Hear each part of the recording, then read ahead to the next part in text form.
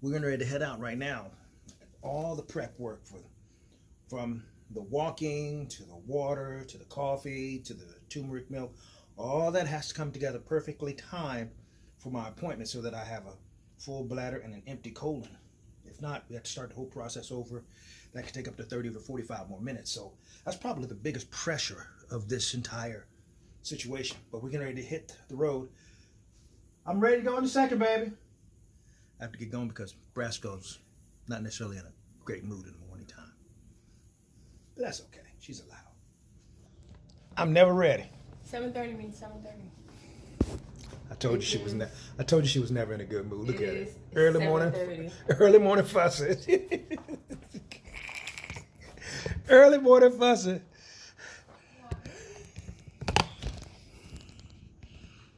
Early morning fussing.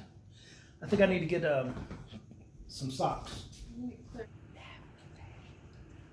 What you saying? I said you're never ready on time. I am.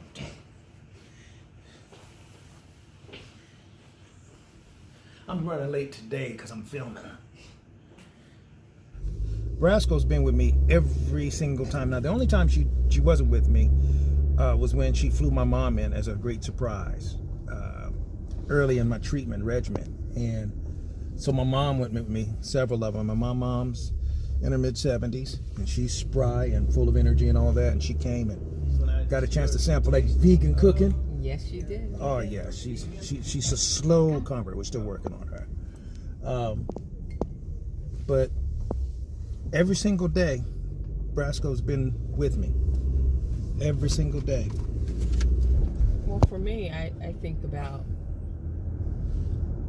what a toll it takes on you. So when I'm feeling tired and I don't necessarily want to get up, what motivates me to do so is that I'm not the one who's battling cancer, you know, and this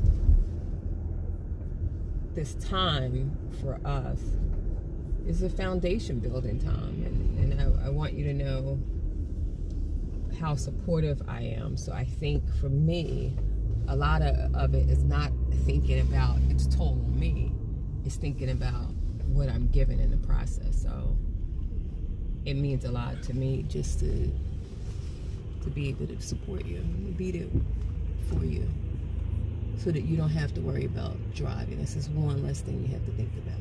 You have to think about preparation to get your treatment. That's a whole timing thing. I don't know if you talked about that yet, but just the process to be ready for your treatment takes a lot on you. And you know, you get up early, you do your 4 miles, all of that is a part of it. You take, you know, your supplement, or yes, and 4 miles of running, all before I even get up. So I mean, yeah, honestly, I don't focus in on, you know, what toll it takes on me. I just think it's about, you know, partnership and me supporting you. So I don't give a lot of thought into any negative aspect. Yeah, but you are here every single day. I mean, it's pretty deep. And I've been trying to eat as much raw food as I can, because he makes a really interesting point when he talks about when we cook food, sometimes, a lot of times, we cook the nutrients that's in it for us to benefit from, cook it right out of it because of the heat. Yes. You know, because it kills the vegetables, it kills the fruit, you know. Yeah. Now, it tastes better, but you know. Some things for sure. Yeah, some things you got to cook, like beans, rice. You got to cook those. But you know, we've been eating a lot of wet salads that have been delicious. We change them up. That's what I like about salads. Salads, you can change it up. The dressing makes it different. Whatever your protein like source, meaning the meat, whether it's mushroom, or sometimes we do a substitute. Sometimes we do tofu. That's what's that new one you gave me? I can't say the word. What? Sriracha. What is that? Chorizo. And look, and those are what we call our fast food days. Yeah. Right? Yeah. Other than that, we try to stick with just the vegetables, and the fruit. And then if I got a snack, I snack on like pumpkin seeds or celery. Oh man, break my fast with celery and sea moss. That's a big thing. But the Johns Hopkins traffic, look at that, just stacked up. That's why we have to utilize the time right. We give ourselves about an hour. About an hour. A 35-minute drive. Yeah, and it comes down to that too. It really does. And then we head out. And then typically after I finish with the treatment, except on Fridays when we meet with the doctor every Friday to get an update. After that, I will come back and then I'll hit the gym again with my weights.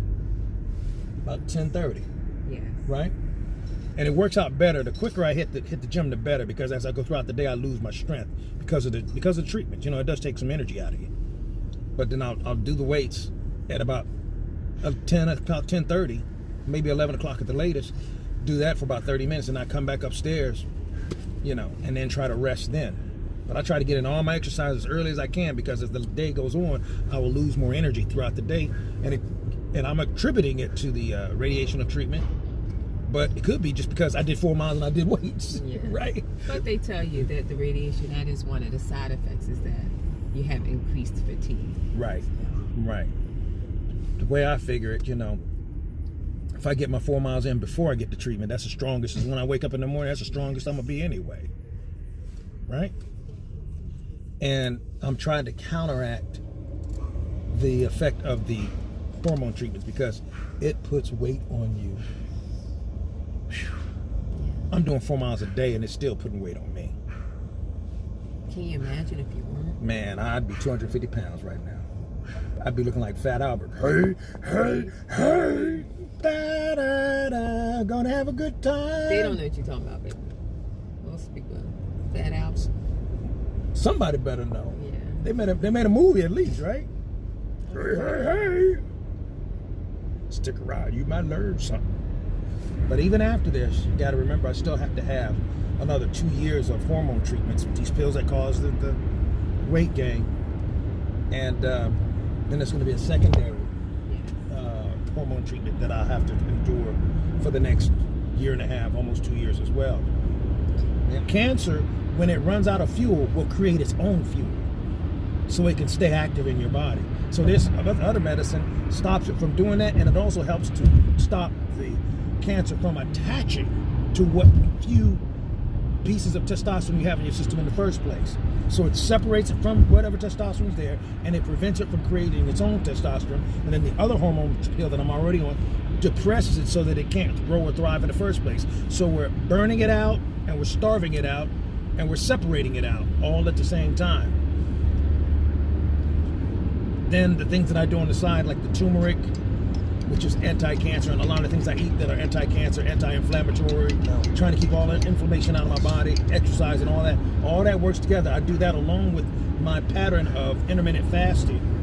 So all that goes together to create what I want my body to be, how do I say it, baby? I want my body to be the most hostile environment for cancer to ever exist. I am hostile towards cancer. I am mad at cancer. After these treatments are over with, I suspect that I'm going to try to develop, 30 days of dry fasting, because I'm told that also hinders cancer from growing. I'm going to do all that I can do from a homeopathic standpoint, and to limit mucus in my body, not give cancer a chance to come back, stay healthy, stay strong, stay positive, stay spiritually thinking and where I need to be, and just allow that positive energy to continue to move forward. I have an outstanding group of people I work for. You know what I'm saying? A lot of people have been wondering, well, where have I been when the snowstorms hitting all this stuff? I was there for the weekend snowstorm coverage.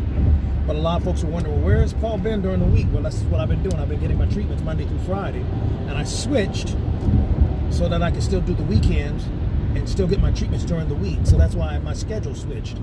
And everybody at the station, including my bosses and the owners, have been so supportive that they've allowed me to switch my schedule and change to the weekend so I can still maintain my work schedule. And I cannot begin to thank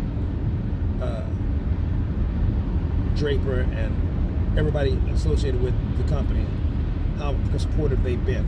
It's been outstanding. And my coworkers have been very prayerful, and my buddy Craig, and he knows who I am talking about. He's been special. He's been a special. Only person more special to him has been my mama and my lady. Because my Brasco, that's my roadie. All day, every day. Believe that. Anyway, still on a positive groove and headed to another treatment. Let's get it, everybody. Let's get it.